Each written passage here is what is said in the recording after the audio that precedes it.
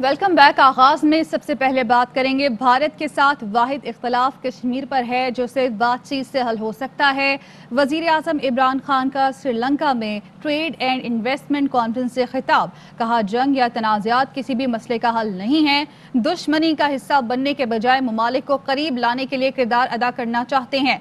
चीन और अमरीका में बढ़ती खलीज कम करने के लिए पाकिस्तान किरदार अदा कर सकता है। श्रीलंकन सरमायाकारों से कहता हूँ सीपैक में सरमायाकारी करें। In the subcontinent can get people out of poverty is have trading relationship. Whenever you have conflict or terrorism, as Sri Lanka and Pakistan suffered from, the first thing affects is the business climate, is investment. I came into power, approached our neighbor, India, explained to them, Prime Minister Modi, that the way forward for the subcontinent is for us to resolve our differences through dialogue and diffuse the tension. Difference is only one. It's the Kashmir issue. All we want is it to be resolved according to the United Nations Security Council resolution. Pakistan can play its part in reducing the rising tensions between the United States and China. We'd much rather be a country which, rather than becomes part of rivalries between countries, we actually become a country that brings other nations and humanity together. I would like to ask the business community in Sri Lanka to participate in our CPEC project. It gives you an opportunity of connecting from Gwadar port right up to Uzbekistan and the Central Asian states. I think the most we can learn from Sri Lanka is in tourism, because you have a much more advanced tourism industry compared to us. और supreme court में senate election open ballot से कराने के reference के हवाले से खबर यह है कि समाअत मुलतवी कर दी गई है और इस रेफरेंस में रजा रब्बानी, फारूक नाइक और बैरिस्टर जफरुल्लाह ने अपने दलाइल मुकम्मल कर लिए हैं। चीफ जस्टिस ने रिमार्क्स दिए हैं कि रेफरेंस आ चुका है, इस पर राय हर सूरत देंगे। हसन अयूब हमारे साथ मौजूद हैं, मजीद तफसीलात उनसे जानते हैं। बताइएगा हसन, क्या हुआ आज की समाअत में? जी बिल्कुल, जब बैरिस्टर जफरुल्लाह के बाद जब आए हैं सिंध हाई कोर्ट के वकील बैरिस्टर सलाउद्दीन, उन्होंने बहुत तफसील से जो है वो आज दलाइल दिए हैं। और अगर कहा जाए कि आज ज्यादा वक्त जो है वो अदालत का उन्होंने ही लिया है तो ये गलत ना होगा। बैरिस्टर सलाउद्दीन ने बुनियादी तौर पर मुख्तलिफ सवाल उठाए हैं अदालत के सामने इस रेफरेंस के हवाले से। पहली बात तो उन्होंने ये की, अदालत को कहा कि अदालत को इस मामले के अंदर आना ही नहीं चाहिए। अदालती रेफरेंस को ये कहा जाए कि हम सदर पाकिस्तान की बहुत इज्जत करते हैं और ये इस पर हम अदालत अपनी राय नहीं देगी। उसके हवाले से उन्होंने मुख्तलिफ हवाले दिए। उन्होंने बाबरी मस्जिद केस जो था इंडिया 1991 का, उसका हवाला दिया। इसके साथ साथ दीगर भी मुख्तलिफ ममालिक के जो केसेस थे उनके हवाले से उन्होंने बात की। दूसरा उनका नुक्ता ये था कि उन्होंने कहा कि सेनेट के इंतखाबात आइन के तहत होते हैं, आइन के आर्टिकल 226 के तहत। उन्होंने सवाल उठाया सामने कि क्या कल अगर इलेक्शन एक्ट 2017 रिपील हो जाए तो क्या इसके बाद election commission of Pakistan senate के इंतखाबात नहीं कराएगा, जिस पर अदालत में के जो बेंच के सरबराह थे chief justice supreme court of Pakistan, उन्होंने कहा अगर एक कानून खत्म हो जाए तो उसकी जगह दूसरा कानून ले लेता है। यानी चीफ जस्टिस ने इस हवाले से भी अपने रिमार्क्स और एक तंजिया दे दिया। दूसरा उन्होंने कहा कि अगर स्पीकर के इलेक्शन जो है वो कौन कराएगा, कहते हैं आइन में ये कहीं नहीं लिखा हुआ। वो कहते हैं, उन्होंने मजीद दलाइल दिए। उन्होंने कहा कि 226 में ये जिक्र है कि इलेक्शन होना है, सेनेट का इलेक्शन होना है आइन के तहत।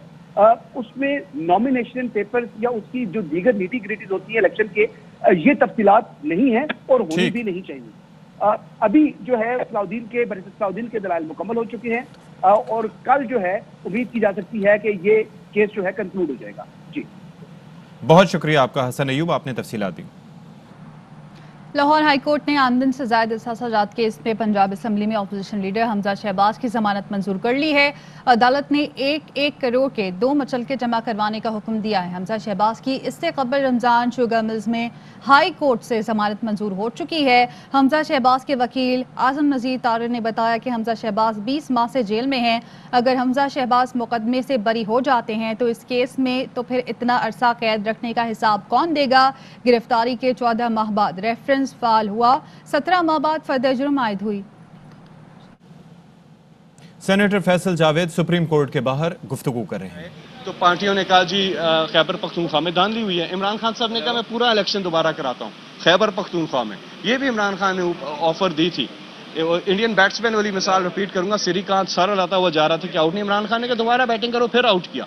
इनको भी कहते हैं आ जाए दोबारा मैदान में आ जाए। जब तक आप ट्रांसपेरेंसी नहीं लेके आएंगे, अब सेनेट में क्या है, ये सेनेट में हम लाइट शफाफियत लें और इस सबके लिए अच्छा है, तमाम पार्टीज के लिए ये बात ठीक है।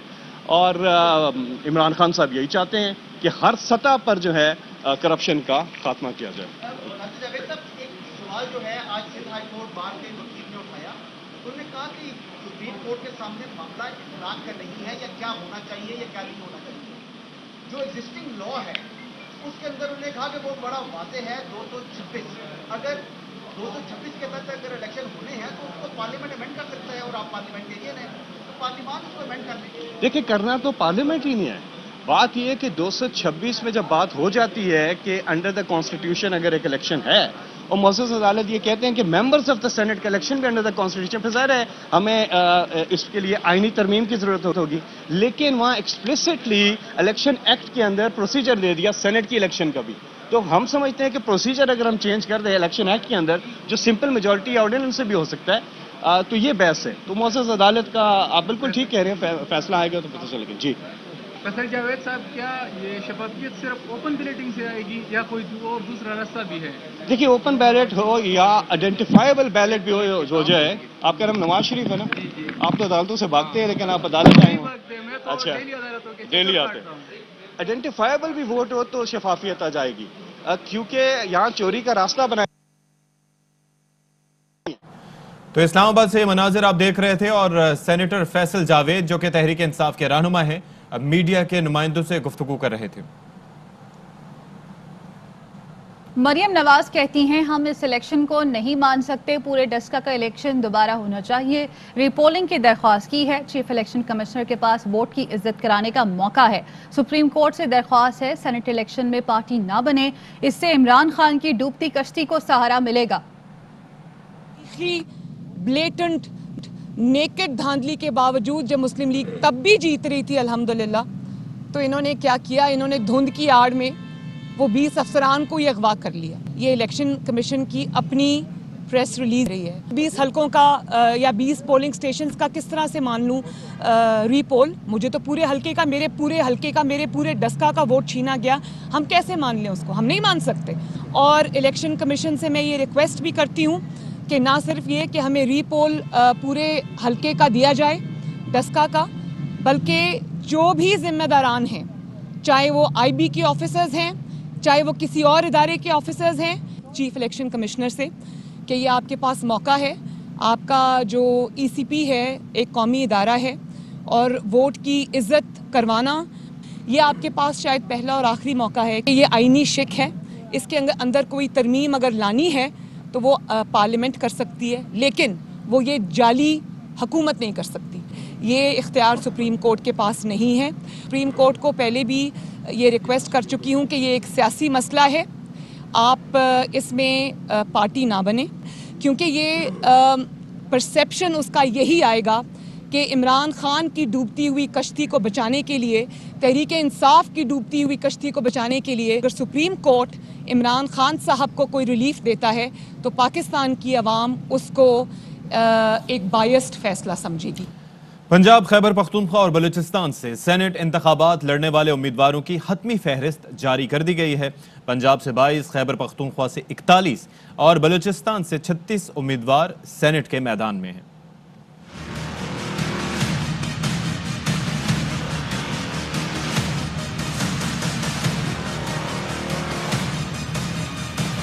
पंजाब, खैबर पख्तूनख्वा और बलूचिस्तान से सेनेट का इलेक्शन कौन कौन लड़ेगा? इलेक्शन कमीशन की हतमी फहरिस्त जारी। पंजाब से सेनेट की 11 नशिस्तों के लिए 22 उम्मीदवारों में कड़ा मुकाबला। 7 जनरल नशिस्तों के लिए 17 उम्मीदवार हिस्सा ले रहे हैं। जनरल सीटों पर काफ लीग के कामिल अली आगा और पीपल्स पार्टी के अजीमुल हक मिनहास, PTI के जमशेद इकबाल चीमा, मोहम्मद खान मदनी, उमर सरफराज चीमा, सैफुल्लाह सरवर खान नियाजी एजाज चौधरी, जहीर अब्बास खोखर, एजाज हुसैन मिनहास और ओन अब्बास शामिल हैं। नून लीग के जाहिद हामिद, सऊद मजीद, सैफुल मुलूक खोखर, इरफान सिद्दीकी, बलीगुर रहमान, साजिद मीर और अफनानुल्लाह खान उम्मीदवार हैं। खवातीन की 2 नशिस्तों के लिए PTI की जरका तैमूर, नून लीग की सादिया अब्बासी शामिल हैं। टेक्नोक्रेट की 2 नशिस्तों पर PTI के बैरिस्टर अली जफर और नून लीग के आजम नजीर तारड़ बिला मुकाबला मुंतखब हो गए। खैबर पख्तूनख्वा की 12 नशिस्तों पर 41 उम्मीदवार मैदान में उतरे हैं। 7 जनरल नशिस्तों पर 19, टेक्नोक्रेट की 2 नशिस्तों पर 8 उम्मीदवार हैं। खवातीन की 2 नशिस्तों पर 9 और अकलियत की 1 नशिस्त पर 5 उम्मीदवार खड़े हैं। बलूचिस्तान से 7 जनरल नशिस्तों पर 18 उम्मीदवार सेनेट में जाने के ख्वाहिशमंद है। टेक्नोक्रेट और उल्मा की 2 सीटों पर 4 उम्मीदवार सामने आए हैं। खवातीन की 2 नशिस्तों के लिए 9 उम्मीदवार मुकाबला करेंगी। 1 अकलियती नशिस्त पर 5 उम्मीदवार हैं। पीपल्स पार्टी के रहनुमा और साबिक वजीर आजम यूसुफ रजा गिलानी का कहना है कि सरप्राइज हो चुका है। हुकूमत की पूरी कोशिश थी कि मैं नाअहल हो जाऊं। अब हुकूमत की कोशिश है कि आइन को तब्दील किया जाए, मगर किसी और जरिए से तब्दीली नहीं हो सकती। आइन में तब्दीली पार्लियामेंट का हक है। गैर आइनी इक़दाम जमहूरियत के लिए खतरा होगा। तासुर है, हॉर्स ट्रेडिंग होगी, इसकी मजम्मत करते हैं। ज़मीर की आवाज़ पर मुझे पूरे ऐवान ने वोट दिया, तो क्या हमने पैसा चलाया? तो हो चुका है कि आपने कि हुकूमत जो है पहले मेरे पीछे लगे कि ये नाअहल हो जाएं और उसकी पूरी कोशिश की, मगर मुझे क्वालिफाई किया गया। कोशिश है कि आइन को तब्दील कर दिया जाए। कॉन्स्टिट्यूशन में तब्दीली जो है वो आप किसी और के ज़रिए कराएं अदर देन द पार्लियामेंट। सिर्फ पार्लियामेंट ही सुप्रीम बॉडी है। गैर आइनी इक़दाम जो होगा वो जमहूरियत के लिए एक ख़तरा हो। अगर कोई ज़मीर के मुताबिक अगर वोट दे तो उसको आप कहेंगे कि जी ये गलत काम कर रहे हैं। तो अब ज़मीर के मुताबिक तो मुझे पहले भी पूरे ऐवान ने वोट दिया, हमने पैसा चलाया, पूरे ऐवान को ख़रीद लिया। एक तासुर है कि इस वक्त कि जी यहाँ हॉर्स ट्रेडिंग होगी, हम उसको कंडेम करते हैं। PDM की कारकर्दगी के ऊपर भी वोट पड़ेंगे। जो विक्ट्री होगी वो जमहूरी कुव्वत होगी। वज़ीर आज़म इमरान खान और हुकूमत चट्टान की तरह डट गई है कि लेन देन का निज़ाम खत्म होना चाहिए। उम्मीद करते हैं कि फैसला सच के हक में आएगा। वज़ीर इत्तलात शिबली फराज कहते हैं कि अंधेरी कुव्वतों की नुमाइंदगी करने वालों से तारीख जवाब लेगी। प्राइम मिनिस्टर इमरान खान और उनकी हुकूमत इस बात पे चट्टान की तरह खड़े हुए हैं। खरीदो फरोख्त को जड़ों से उखाड़ना है। फैसला इंशाअल्लाह हक के रास्ते में आएगा। वो जो अंधेरी कुव्वतों की नुमाइंदगी कर रहे हैं PDM की सूरत में, अपोजिशन की सूरत में, तारीख उनसे जवाब लेगी। लोग तो वो लोग हैं जो कि 4 हल्के नहीं खोलना चाहते थे, जबकि उनकी एक डिमांड थी जो डस्का के बारे में थी कि जी 20 पोलिंग स्टेशन हैं, इनको दोबारा इलेक्शन किया जाए। प्राइम मिनिस्टर साहब ने कहा बिल्कुल करें। ये होती है ट्रांसपेरेंसी, ये होती है इदारों को मजबूत करने की एक अमली कोशिश। और हम चाहते हैं कि इलेक्शंस जब हो जाएं तो वो उस पे उंगलियां ना उठाई जाएं।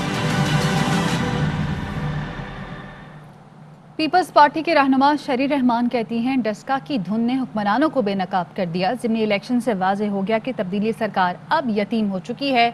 इनके असाब पर PDM और सेनेट इलेक्शन सवार हो गया।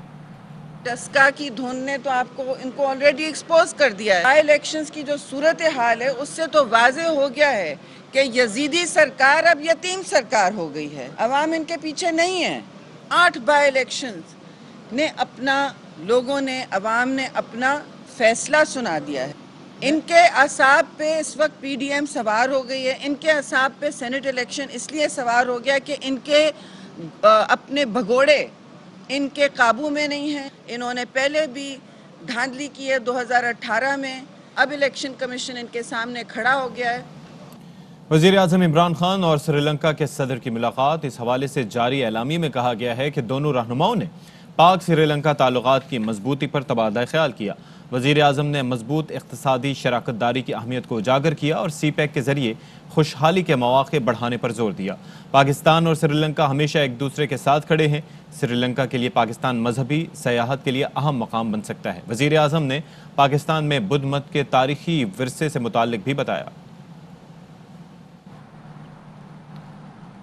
खेल आपको मुकाबला करने और सीखने का सबक देता है। शिकस्त खाए बगैर कोई भी इंसान चैंपियन नहीं बन सकता। हार से सीखने वाला ही चैंपियन बनता है। ये कहना था वज़ीर आज़म इमरान खान का। Sports, no one has ever become a champion who has not learned how to cope with when that defeat comes, when you fail. When I came into politics, my party never got one seat. We were wiped out. I became the butt of all jokes in the political circles.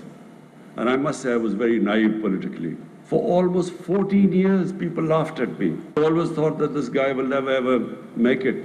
I started alone, with no political background, in a two-party system. It hardly ever happens that a third party breaks through. And so my party, we broke through a two-party system, two established parties, and we got more seats in the parliament than all of them. It took a long time, 22 years. The key lesson is that you only lose when you give up. As long as you don't give up, no defeat cannot make you lose. वज़ीर आज़म इमरान खान को Sri Lankan cricketers का खराज तहसीन। अरविंदा डिसिल्वा और रोशन माहनमा कहते हैं कि इमरान खान ने cricket और उसके बाद भी अपना लोहा मनवाया, लोगों के लिए मिसाल बने। दोनों खिलाड़ियों ने इमरान खान और पाकिस्तान के लिए नेक तमन्नाओं का इजहार किया। I'd like to wish you and your government all the very best in your future endeavors. Dear Mr. Prime Minister, there have been many greats in cricket and many who achieved many records. But to my mind, what makes you special or most is your achievements even after cricket. In cricket, you inspired Pakistan and Asia. Now as the Premier of Pakistan, you inspire even more. Whilst you are on an official visit to the Emerald Isle, I am operating in the PSL for the 6th consecutive year.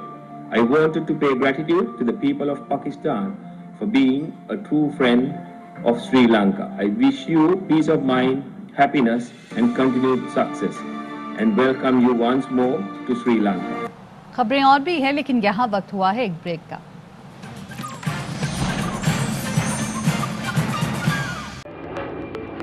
Fly with PIA and save gold. Register now. Scan QR code and register yourself to get gold and loyalty benefits. Powered by ARY Sahulat Wallet.